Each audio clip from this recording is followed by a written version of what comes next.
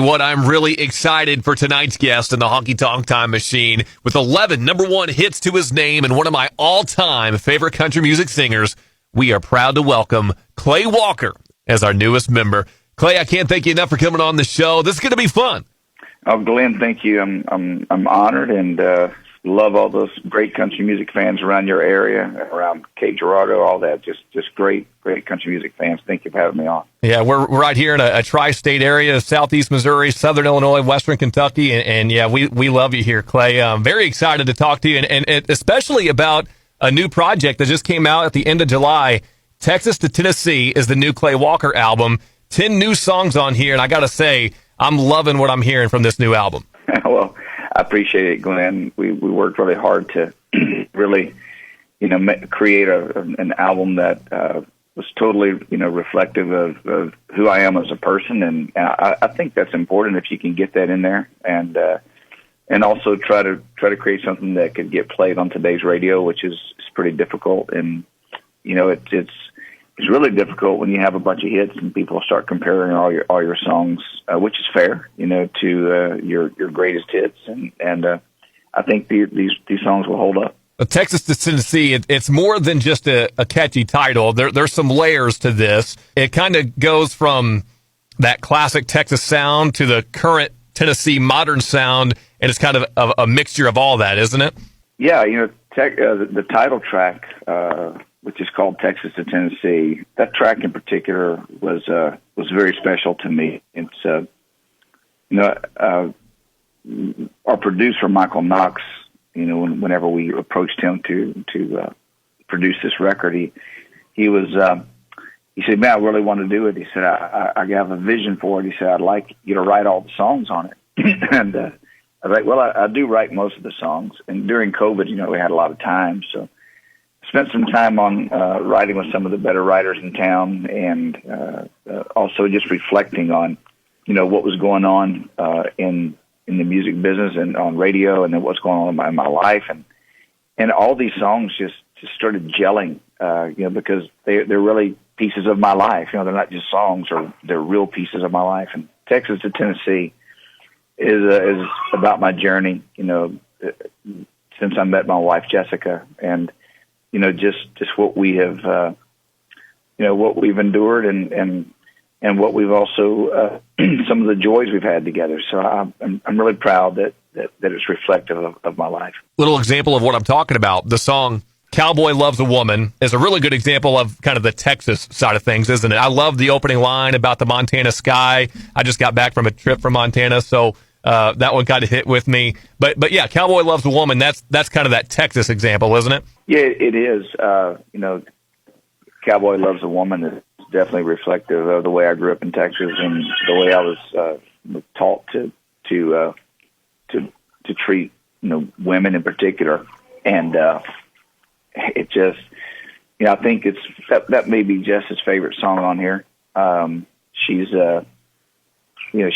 she's quite the woman, and I've always respected her since we met, and our life has just gotten better since we've known each other, and and I mean, like most people, we all go through trials in our life, and she just seemed to be that soothing balm, that made my life better, and continues to do that every day. And I'm blessed. I'm blessed that she's my wife, and she's the greatest mom I've ever seen in my life too. And you put all that together, and I feel like women, all women should be like princesses or queens, and they deserve it. It's not like they got to earn it. They actually deserve it. On the flip side of that, the single "Need a Bar Sometimes" kind of reminds me of the more modern kind of Nashville, Tennessee sound, and that was actually the radio single. Got some good radio airplay. Really was a big streaming hit for you too,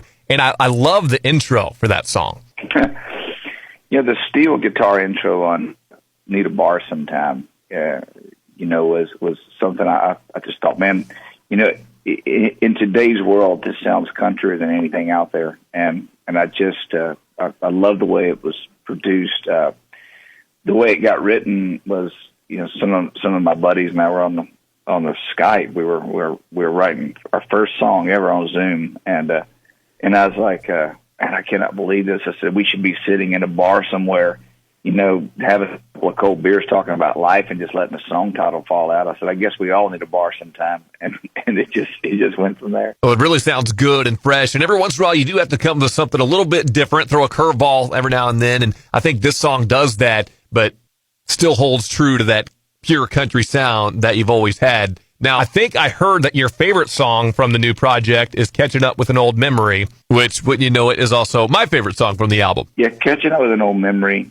is my favorite song on here, and reminds me of an old Keith Whitley song that was called "This Is Just Between an Old Memory and Me." Mm-hmm. And it's I'm a sucker for those kind of songs, but I it feels nostalgic. It feels like the opening line as soon as it comes on. It grabs my attention, and most people who listen to it gets their attention. But it's one of those, I guess, for lack of a better word, more of a subjective type song. It's about you, and you live in your memories in that song, and we all have those. And I think that's the best thing a song can do for a person, is take them to a place that either they want to be or they've been before, and it just seems so real. And yeah, I would have to fight, for this one as my favorite, or maybe a close second would be I Just Want to Hold You. Oh yeah, I love that one too. You have 10 really good pieces of work on this album, Texas to Tennessee, which is available right now wherever you download music. I encourage our listeners to go and pick it up. I want to go back and revisit a comment you made about Keith Whitley. Just Between an Old Memory and Me was on his I Wonder Do You Think of Me album, and Travis Tritt actually had a hit with it in 1994 when he released it. But one thing most of the artists I talk to on this show have in common is some sort of influence or connection to Keith Whitley. And it sounds like he was a big one for you. Yeah, Keith Whitley was, one of, if not my favorite singer when I was first coming up. And, I loved George Strait as well. They both were huge influences on me. Whitley had this pain that you could just feel, Yeah. And no matter what kind of he was singing, you could just hear it.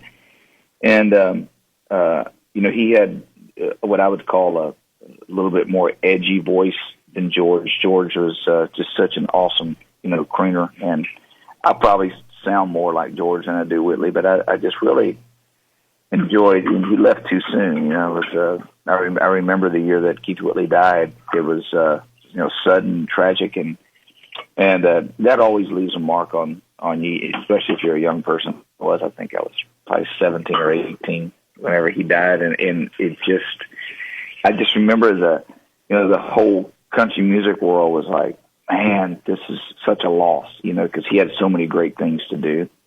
Merle Haggard was an influence on my songwriting. My dad loved Merle, and today, I probably think that Merle is probably the best singer that ever lived, and it just takes you a while to realize some things. And so Merle had a big influence on my songwriting. I used to take one of his songs, and I would write out the words on a page, and then I would take a blank page and think of a new idea and try to make my song make sense by looking at the comparison of his words. And so that was a very big, very big deal to me. I've always loved songwriting, and so Merle was a quintessential, songwriter and singer, and I think he did both excellent. Well, kind of sticking with that Texas to Tennessee theme that we've got going here. Texas is where it all started for you, born and raised in the great state of Texas. I read that you were actually discovered in Beaumont at a bar by the famous producer James Stroud. Is that right? That's right. I was playing a bar, and it actually started. Mark Chestnut and Tracy Bird had both gotten record deals playing another club at Beaumont called Cutters, and I was competing, against that club across the town, and this gentleman from Opelousas, Louisiana, walked in. His name was Nolan Simmons, and he approached me after I finished a set, and he says, "I think you're a star," and he says, matter of fact, he said, I'm going to send somebody here to see you next week. And he flew someone down on his jet. And it was James Stroud and their team from Giant Records, and they walked in, and 2 songs later, they had already made up their mind that they were going to sign me to a record deal, and the rest is history. You talk about Mark Chestnut and Tracy Byrd across town. Did you know those guys coming up? I know you went to the same high school as Tracy, but I don't think it was quite at the same time. Yeah, oddly enough, I went to South Park junior high, and then which is called MacArthur, and then South High School. Mark Chestnut went there as well, but he was a few years ahead of me. I think 5 or 6 years ahead of me.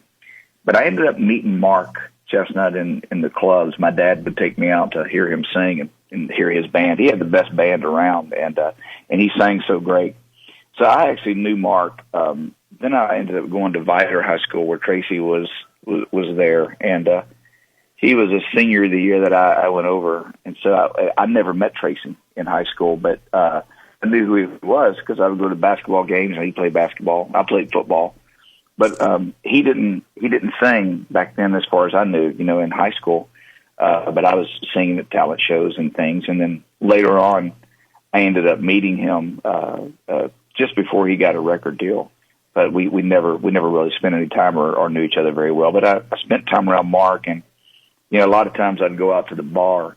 I was too young, but the owner of the club, Worth, would let me stay in there as long as I didn't drink. And I'd watch Mark, and sometimes Mark and his wife, who coincidentally is named Tracy, would give me a ride home. I lived out on this old ranch, that had been passed down to my family for hundreds of years, and so it was pretty cool. Looking back on those memories, I actually bought my first amplifier from Mark. A used one that he had. It was an old Reno amp, and I bought it. But it was really cool because he's always been nice. He's always been a great singer, and I've always looked up to him a lot. What a sense of pride it must be to be able to kind of represent that area and represent it as well as you have. We talk about those great artists that come out of there. I think George Jones even was from somewhere around there, or was discovered around there too, wasn't he? Yeah, George Jones is from there, and as a matter of fact, I used to drive by his house all the time. He's an icon, obviously, and a lot of history, a lot of stories. George was quite the rounder. He had the reputation, and he earned it every single bit of it. One of the stories that is true, because I know some of the people involved in the story, was his wife was cheating on him with first wife was cheating on him with a guy that owned an auto parts store, and Jones heard about it, and so he got in his station wagon and surprised him by crashing through the front living room, pulled out a gun, and the guy was trying to jump out the window, and he shot him, and he hit him in the foot, and the guy ran off. So Jones drove around with a casket in the back of his station wagon for about a month, saying, as soon as I find him, I'm killing him. He's going in that casket. I mean, that's not a joke. That's a true story. And coincidentally, George Jones gave me my first paying gig. I was 17 years old, and I'd gone up to his country music park, and he hired me, and it was really neat. I got hired, and then he came in to hear the sound check one day, and I was doing an Eddie Arnold song, "Make the World Go Away," and Jones came up to me after the deal, and he says, you got that special something. He said, you're going to make it. He said, but you got a long ways to go. And he was right. He was right. In typical George Jones fashion, I bet. Now, Clay, that's exactly the content I'm looking for. So thank you so much for sharing that. I had not heard that story, but I'm glad I have now. I don't think I've ever told it. So That's good. It'll be unique to you. So after you get discovered, I guess, by James Stroud, I mean, it seems like instant success. I mean, 5 of your first 6 songs are number 1 hits, with the Outlier also being like somewhere around top 10. So was it that way? Did the fame kind of happen almost overnight? Yeah, it did. It went by fast. I did not expect it to go like that. I don't know if anybody can. I hit at a time, where you had Garth Brooks and Clint Black, and I was big fans of both of theirs, and I opened for Clint, in Beaumont on a couple different occasions, and so I think country music was just very hot at that time, and George Strait was blowing up with Pure Country, and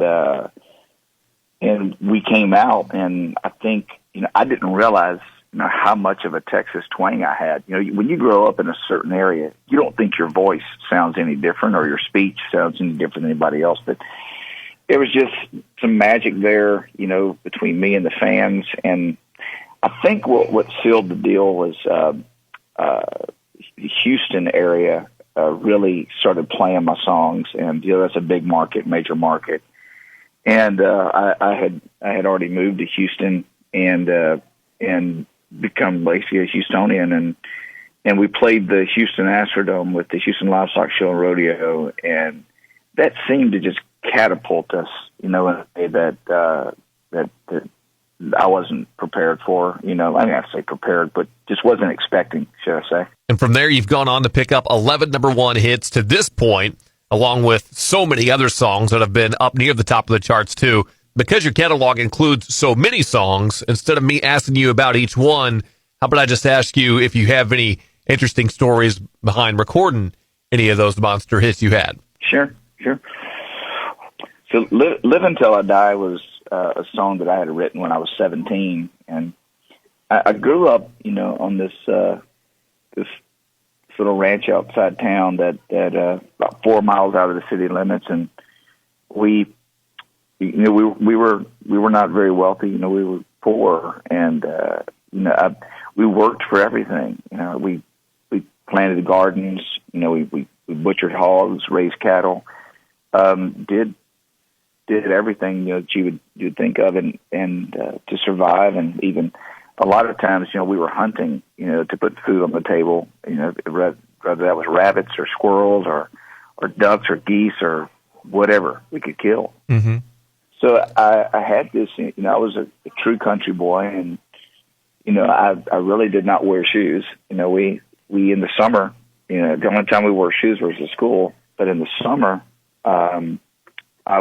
we would go fishing, and for catfish, we had hoop nets and everything else and trot lines, and we were always barefoot. I never had shoes on. None of my cousins had shoes on. We were always barefoot. And so, muddy roads, feet, all of that was just real, true autobiography. And the line "Live Until I Die" came from my dad. I was in the truck with my dad when I was a kid, and one of his sayings, whenever I'd ask him something, that he didn't know the answer to, which is rare, or something he did not want to answer, he'd say, "I don't know, son." He goes, "I'm just going to live until I die."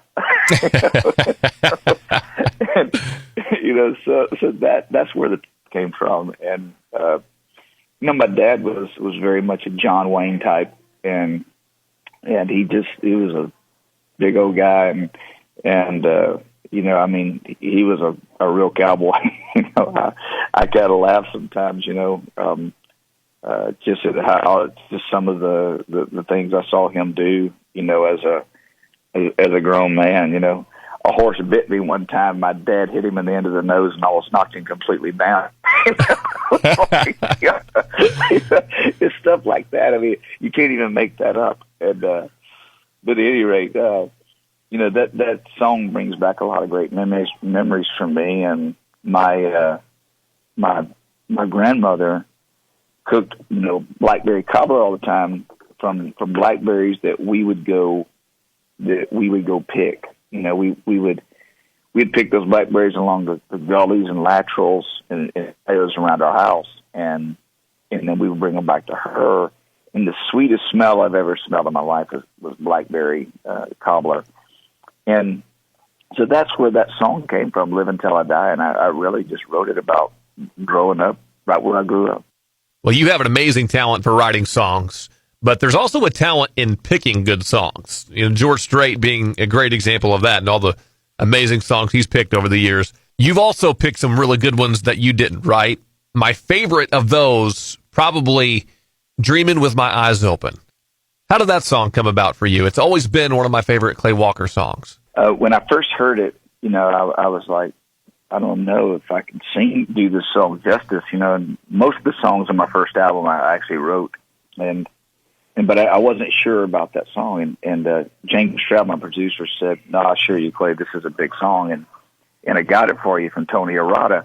I knew who Tony Arata was. Tony Arata wrote The Dance for Garth Brooks. Mm-hmm. This guy's a huge writer, and just a phenomenal writer. He has so much credibility in Nashville, still does, and so I was in Los Angeles, and I'd never been out of Texas, you know, and here I am in Los Angeles, a cowboy in Los Angeles walking around with a cowboy hat.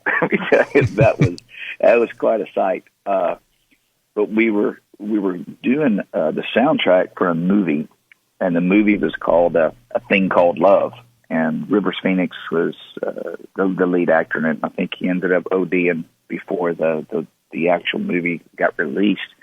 But at any rate, the song Dreaming with My Eyes Open was supposed to be my very first single. And by the time we had recorded the whole album, we had played the album for some very key radio people in what we call showcase. And What's It to You rose to the top. And so What's It to You ended up being our first single. And it was the second most added song in history out of the box by any new artist. And then Dreaming with My Eyes Open ended up being the last single, or the fourth one off of the album. And it was the most played song of the year at radio. So I think we picked the songs right and recorded them right, and just had all the magic that you would hope to have in a first album. You know, it's interesting looking back now, because in my mind, growing up in the 90s, I look at 90s country as traditional country music. It's traditional to me. But when you're making that music in the 90s, it's anything but traditional. And I read that it was James Stroud that kind of pushed you towards that sound. Yeah, exactly. So, yeah, to me, country music was what I listened to, and that was George Strait, Haggard, Keith Whitley, Earl Thomas Conley, and Earl was a stretch. You know, he was more in the bluesy, soulful vein. But I saw my career, being much more like George Strait, and that's what I wanted. And when I recorded that first album, I mean, you can hear those influences in there. But James Stroud really pushed, for me to swing it more towards what was happening in the 90s. And he was smart to do that. We had a lot of disagreements in the studio over that exact same thing. And, I regret those disagreements, because I was pretty hard on him. But it was because it's what I believed, and he was like, look, country music is not going to stay this way. It's going to progress. It's going to move. And you can see where it is today. I mean, it doesn't even sound like country music anymore. It's, right. It's very much just the format that has been abandoned. And, or should I say, traditional country music has been abandoned. And unfortunately, I don't think it's ever going back. But fans can still listen to what they want to, by streaming or listening to a classic station or whatever. They could still get what they want to hear. But as far as new music goes, if you're going to fit in, you gotta roll with the flow. And I feel like with our new record, that we bridged it about as much as we could. And that's exactly why I started this show, Clay. We've been on the air for about a year and a half, having artists such as yourself on that really embody that true country sound, or at least I feel like they do. And there are some new artists out there that are trying to do so. I'm actually a big fan of a guy named Randall King. I just discovered him within the last, let's say, year or so. And my first impression of him was that he actually kind of reminded me of you a little bit, like maybe a mixture of you and George Strait. That was the first thought that came to my mind. And then I see that you actually performed with him not long after that. You guys played the show, and then backstage you sang "She Won't Be Lonely Long" together, and it was awesome. What were your impressions of Randall?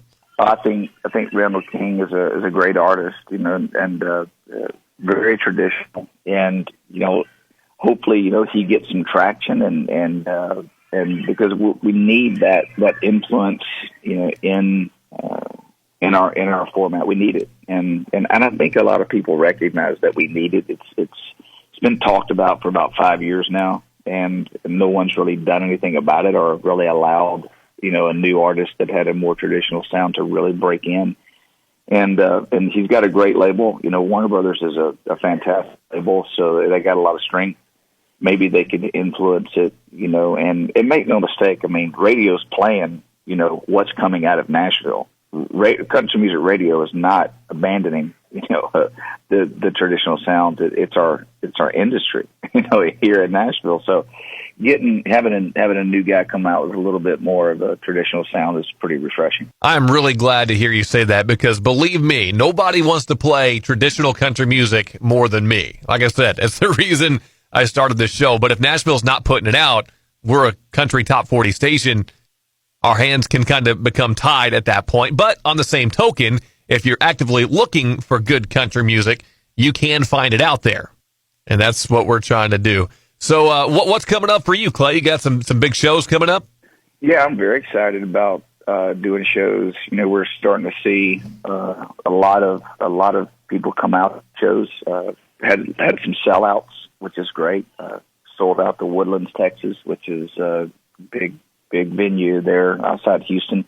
Sold out Abilene, Texas. And we also have seen, some places where people are still afraid to get out and mingle. And I understand that too. It's the information that changes, almost weekly, sometimes daily, for what's safe and what's not safe. And I'm as confused as anybody else is. So it's going to take a little while. Hopefully 2022 will be a banner year, but this year I can't complain. We've been able to hit some spots and see people show up and in droves, and they're excited. I mean, it's like there's no rust. They're not rusty. The fans are not. They are screaming their heads off and loving the music and every word and just what you would hope. Just what you'd hope for. Clay Walker, our guest tonight in the Honky Tonk Time Machine. We're going to close out the show, Clay, by playing the last song from your new album, Texas to Tennessee, One More, which we have kind of a last call song of the night, so it fits perfectly into that slot. And it's co-written by a guy who's actually been on the show, I think it was last summer, David Lee Murphy, who is a great songwriter who just has written for just about everybody at this point. David Lee Murphy is he may be the best songwriter in this town.